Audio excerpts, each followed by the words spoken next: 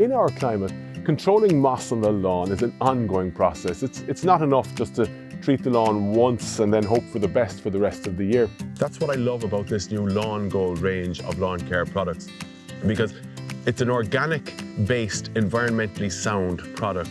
And in fact, by using it, you're increasing the level of microorganisms in the soil, you're increasing the earthworm activity, and all these are what you need for good, healthy grass.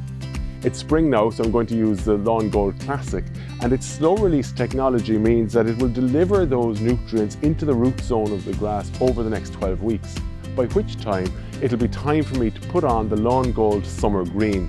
And then later in the year, I'll be using the Lawn Gold Winter Protect to stay on top of the moss. It reduces the level of work, and this is the bit that I love. The moss will disintegrate to nothing within a couple of weeks. It creates the optimum pH for grass growth, which of course is the worst pH for moss growth.